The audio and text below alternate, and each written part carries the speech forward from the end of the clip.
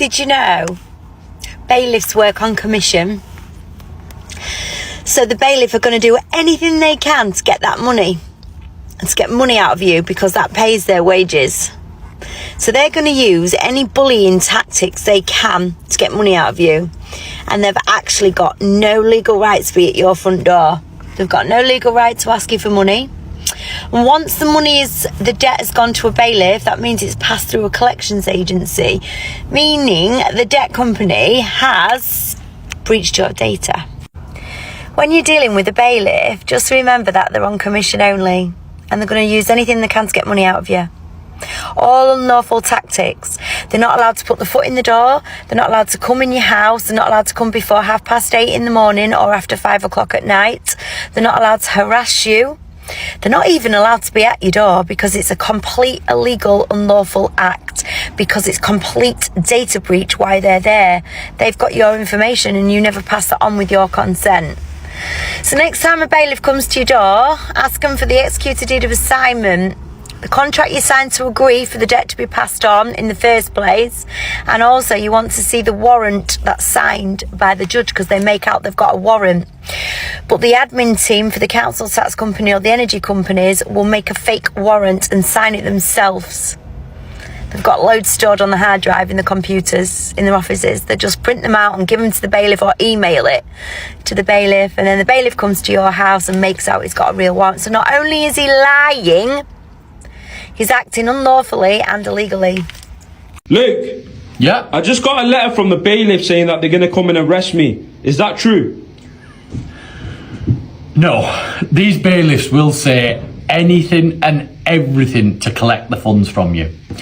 It's very rare that you can go to jail for a debt, and it's only for council tax and criminal debt. And the council tax is in the most extreme circumstances, where they've done the liability audit, they've done the magistrate's court rate, they've done everything and anything possible to collect that debt. And it's not that you're struggling, but it's that you're actively avoiding paying the debt. That is the only time that they can start looking at court action and prosecution and all that side of stuff. A bailiff can't arrest you. They don't have the powers to do so. Only the police can. And it's only in the instances, like I said, with that council tax. So, no. But what I would say is get in touch, get some help, because the bailiff's taking absolute liberties there. Thanks. Bailiffs, stop lying to people. I've had 3 clients this morning alone that have told me bailiffs are going to force entry into their property. And all 3 times, they've lied. There are only 2 instances where bailiffs can actually force entry. The first one, if they've already been in the property and have got a signed controlled goods agreement, or second, if they've applied to the courts and they've got a magistrate's court writ. Unless they have that, they can only enter via peaceful means. That's not climbing through a window, it's not clambering over back fences, it's walking through an unlocked door. They also can't enter the property at all if there is only children in there, so only people aged under 18 in the property. I've had clients ringing me while they're at work with bailiffs hammering on the door during half term with just the kids in the house. And the best ones, trying to take vehicles that have blue badges that are on finance. If the vehicle is on finance or is a PIP, mobility, or you have a blue badge for the vehicle, they cannot take it. And they can't tell you that they're going to take it. And if you're getting threats from bailiffs, if they're at the door, if they've put a letter through, if they're ringing you, get in touch with me. Use the link that's in the bio, use the Inquire Now button, get in touch, and let's see what we can do to get some legal protection put into place for you so they can't come back at all. This is for anybody who's received a parking fine and has the bailiffs after them. And by the way, this is not for the parking fines that you get that are for the private parking. This is only if a council or, government official has given you this parking fine and you've now been transferred to the bailiffs. So I had to do a little bit of research just for personal situations. And like all these boroughs, first of all, why have your prices gone up so much for parking fines? Like you don't even cut the grass in your local area to be charging that kind of fines.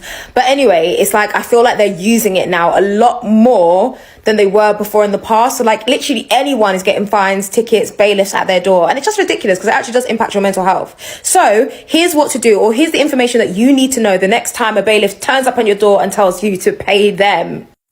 Number one is, a lot of people don't realize, but They actually can't clamp your car if you do not own the car. If you do not own the vehicle, they cannot be clamping you, because if it's on something like finance, you do not own the vehicle outright. Therefore, it does not belong to you. Therefore, it cannot be used against you in terms of clamping or trying to take the vehicle from you. So if you ever have an incident where the bailiffs turn up at your door, or you've parked your car outside in the evening, and then in the morning when you're on your way to work, the car is clamped, you can actually call them up and say, I'm actually not going to pay this because my car is on finance. I don't actually own the car does not belong to me. This also works if the car is in somebody else's name and not yours, or if somebody else is like connected to the vehicle. You can actually just say the car does not belong to you, therefore they cannot clamp it, and they need to come and remove the clamp. I think it's in something like 2 hours. It's like a short amount of time. They can't wait no 24 hours to unclamp that vehicle. So you better tell them, get your ass over here now and unclamp my vehicle. Don't be so disrespectful. The next thing you need to know, if this doesn't apply to you, is that you can actually request a grace period, right? And what this looks like is you can call somewhere like Money Wellness and they can do this for you and apply for the forms to make it easier. It's a long process because they want to determine whether or not you can pay it. I could actually pay it, so I didn't have to go through that process. I was just being like, I'm actually not paying this because I haven't even received the letters. What are they on about? And that was my separate challenge. But it gives you some time to basically go through your options, challenge the PCN, do all the things that you need to do. And during that time, during this grace period, the bailiffs are not allowed to do anything. So they're not allowed to touch your car. You can drive it freely. You can park it anywhere. They can't do anything because you've actually requested a 60-day grace period. Now, something to know about this is you can only request a 60-day grace period once in the year. So I think it's something like you can only do it once every 12 months. It might even be longer than that. I haven't actually checked. But yeah, you can't do it like frequently. You can't apply for 60-day grace period and then apply for another 60 days straight after. It's like that's your only 2 months to sort things out. In that time, you can obviously appeal the parking fine. You can get solicitor advice, all that kind of stuff. You can speak to Citizen Advice Bureau, and that gives you some time to really understand and make sure that you have some cards close to your chest that you can play once that grace period is over. Another thing that's important to know, which I didn't know about this when you apply for the grace period, is that they stop everything that's on like credit. So any kind of credit cards you have, any kind of payments, you're not allowed to use those means throughout this grace period. So if you have like a Barclay card or like a Capital One card, whatever it is, you cannot use those in terms of spending. You can still pay into it, but what it does is it allows you a grace period to not pay anything that's on credit. So anything that you're paying back, you'll receive like a little message from the company, for example, PayPal, saying, we've noticed that you're on a grace period. We don't expect any payments during this time. But also, as a condition of this, you're not allowed to use that account to pay for anything either. So that's something to keep in mind. So if your spending is basically majority on credit cards, you could be in trouble because you wouldn't be able to spend those credit cards. Again, I don't know if Amex is included in this, but it's something that you should research before you apply for this grace period that they do give you. Again, the place that you can go to that I know is commonly known is Money Wellness, but you can also speak to Citizens Advice Bureau to see what other methods you can go through in order to access this 60-day grace period. Moral of the story is, if your car is on finance and the bailiffs are after you, tell them to unclamp you right now. They have no respect. They're not allowed to touch a vehicle that does not belong to you. And hopefully this gives you a little bit of time to buy back whilst you are sorting out either funds to pay this bailiff or finding the process to challenge the PCN that you've been provided. I hope this helps. HMRC are cracking down on Vinted sellers making a profit on their sales. Check this out. Online sellers on Vinted could end up paying tax after HMRC have introduced a new year tax clampdown. People have dubbed this the side hustle tax, but how do we know if we need to pay tax on our earnings on Vinted? The threshold for the earnings on this side hustle tax is £1,000. So, with that being said, if you're making more than £1,000 on Vinted, you do need to register as self-employed. This would mean that you would have to file a self-assessment tax return with HMRC to make sure they know how much you're making on these apps such as Vinted. Online platforms will require to submit seller information to HMRC, and this will start in January 2025. This will include your tax ID, bank account details, and how many transactions and sales you've made on the app such as Depop, Facebook Marketplace, or Vinted. So if you're earning less than £1,000 from Vinted, you have absolutely nothing to worry about, but if you are earning more than the £1,000 tax threshold, you might have to think about registering for self-assessment next year. When I say I'm praying for the self-employed girlies right now, I'm praying because it's January. I just filed my taxes. Have I saved any money to pay my taxes? No. No, I haven't. So now I'm going to be wiped clean out. Oh, everything I have is about to be gone. Is about to be to the tax man. When will I learn? Like, at what age will I start saving to pay my taxes? Because I'm 28 years old, and every year it's the same thing, and every year you'd think I'd learn, but no. My bill isn't even that bad, but I just don't plan ahead. I forget that, oh, the money that I earn, I've got to pay taxes on that. I have to pay the tax man. So I'm truly praying for anyone that is like me and doesn't want to pay HMRC. HMRC, I'm going to pay you. But I'm stressed. When I got that bill through, I finished my taxes last night at like 2 a.m. And now it's going to financially cripple me. So I'm praying for any of you self-employed girlies out there that are like me and you don't save. When will I start being an adult and start saving for these things? I don't know. HMRC, the only letters of the alphabet that I don't want to speak about. People are talking about mental health issues or mental issues. HMRC, they are the number one cause of mental issues in the UK. The stress that these people can give. I think for people who are dealing with our money, when you're taking our taxes and cutting up all the money that people work so hard to make, your wait time should be literally less than a minute.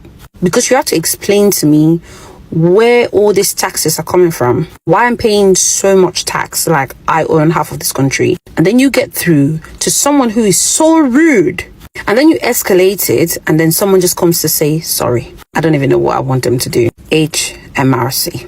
It's like if I breathe, they're gonna tax me for breathing. We need tax education. I am red with rage, okay? Every time I need to speak to HMRC, that robot won't connect me to a person. I actually can't. When I applied for settled status, yeah, this is actually the part of being an immigrant in this fucking goddamn country. I have indefinite leave to remain, okay? I never got offered a biometric permit, which now you apparently need for everything on that goddamn website. I need both a UK passport and a UK driver's license. I've got one of them. I ain't got the what do they tell me to do? Get the government ID check app and scan your face on it. It'll work. I've been trying to do that for the last hour, okay? It got to the point where they were like, you have 2 attempts left on proving your identity.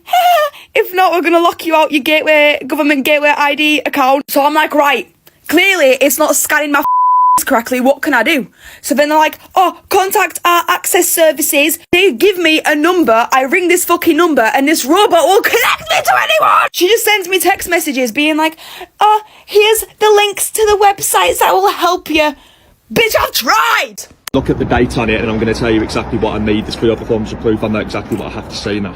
So, mate, you didn't follow protocol. Did I not? No. No. It's all recording, sir. I don't care. Yeah, so you didn't identify yourself as the bailiff. First thing I did was no, you didn't. The first thing you did was clamp the vehicle. And then that's right. Yeah, first thing you did. Want to show the invoice? You haven't put a notice to save him on. You're obstructing me, sir. I haven't.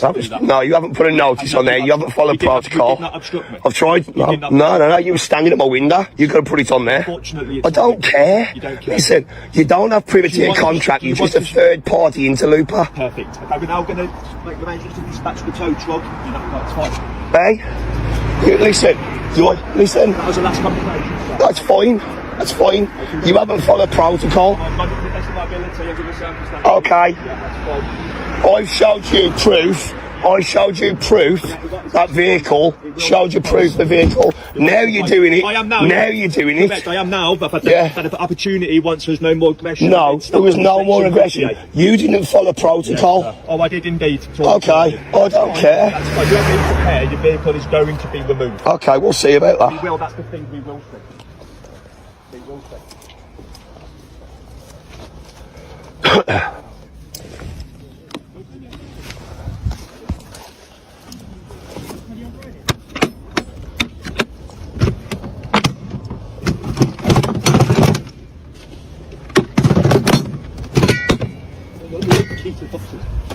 It's on the window ledge, I think.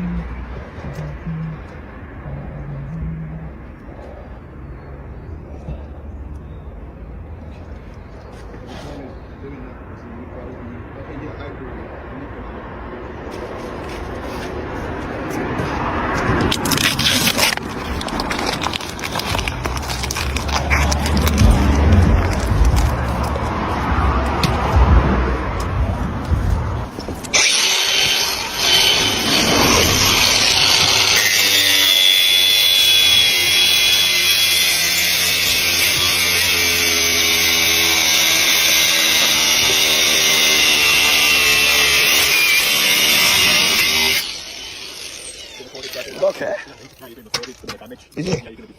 What the fuck?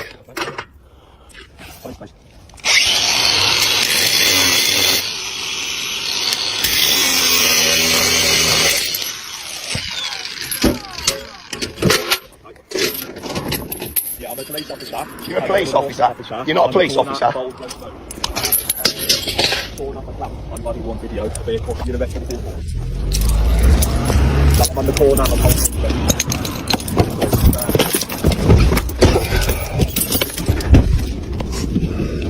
Fucking prick.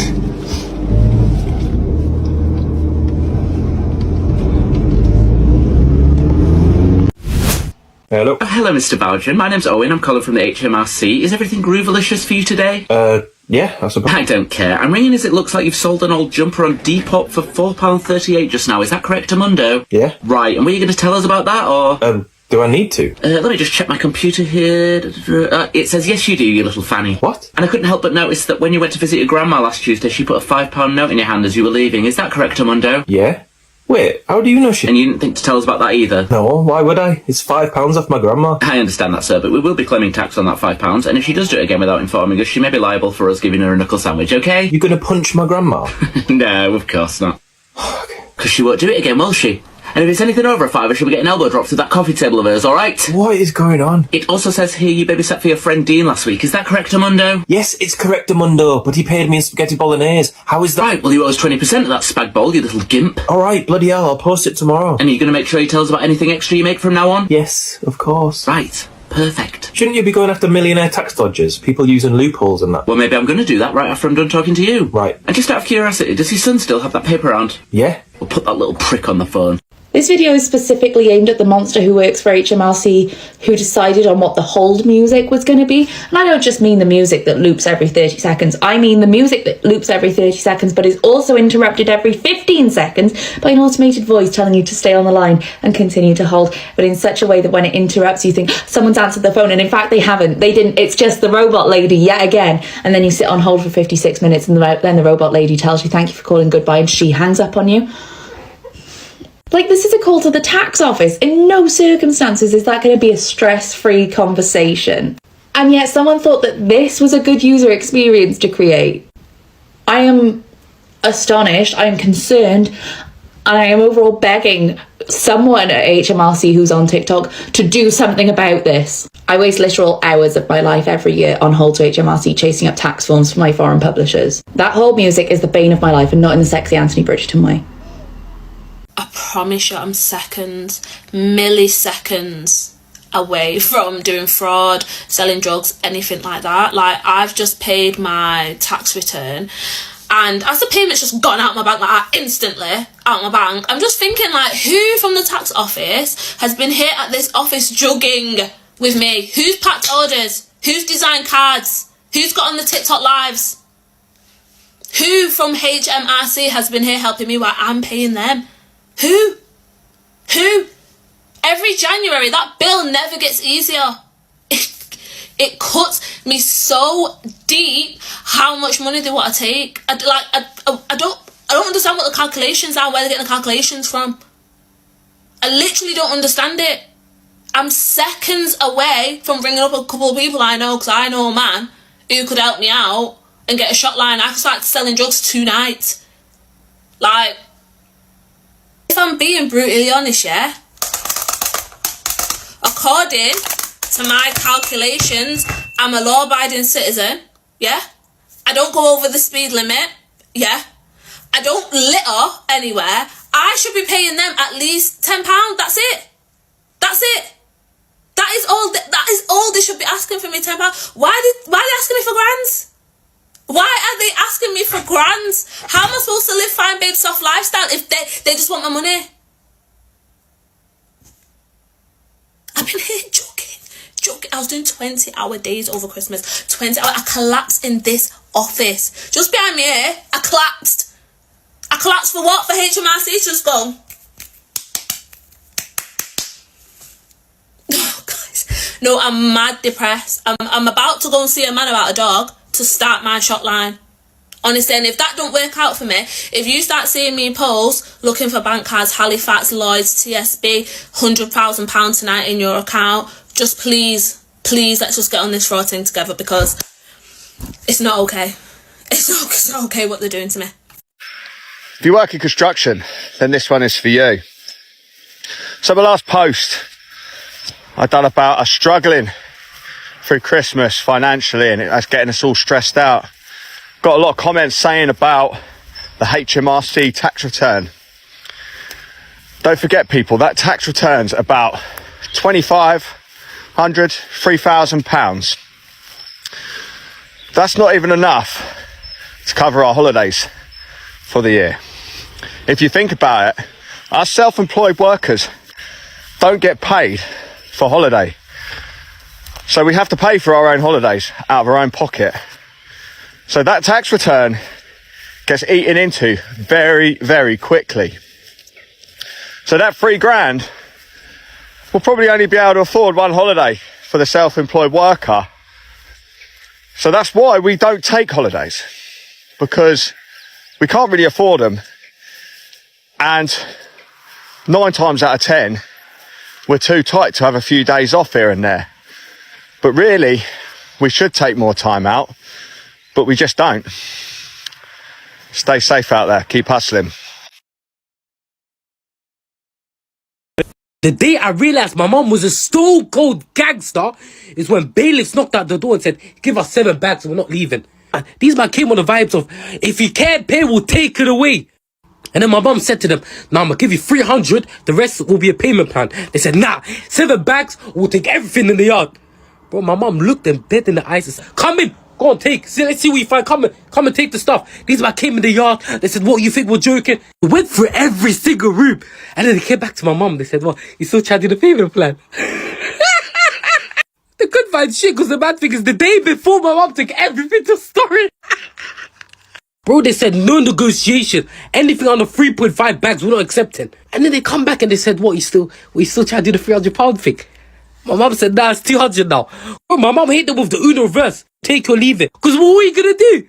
Huh? You can't threaten no more. That's when I clocked, bro. My mum is on a different level. How are you pre-planning all of this? Better not be my kids, because I'll go out. Bailey? Can I help ya? Are you Donna Marie Smith? Who's asking ya? Mia from Marsden's to collect a debt of £5,500 that you've got in your name for carpets, couches and credit cards. You've got the wrong Donna. That's my sister. I am Donatella. You expect me to believe that, do ya, Miss Marie? You're here bringing up my sister and it's causing me anxiety because she's dead. She fell off a cruise ship 2 years ago.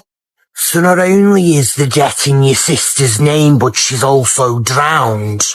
That is exactly what I'm saying. The died with her, so if you want the debt collecting, get a submersible and go and find her. I her. Right.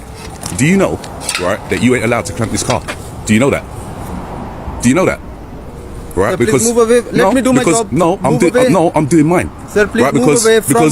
Because once you've done what you've done, right, I'm taking you to court. Right, because what you're doing is illegal. Okay, move away. Let me do my job. No, you're not doing your job. You're doing something illegal. Okay, let me do and I'm my not going to job. let you touch my car. Simple. Right? I'm not letting you touch my car. Simple. My car is on finance. Right? The law says that you cannot clamp or tow away a car that is on finance. Sir, please if you want to come to some other arrangement, then we can do that. Right? But if you're going to be difficult about this, credit card or cash, £1,142. Right? That's what you have to pay today. No, it doesn't matter about that. It don't matter about that. But I'm telling you, you're not doing this. You're not doing this.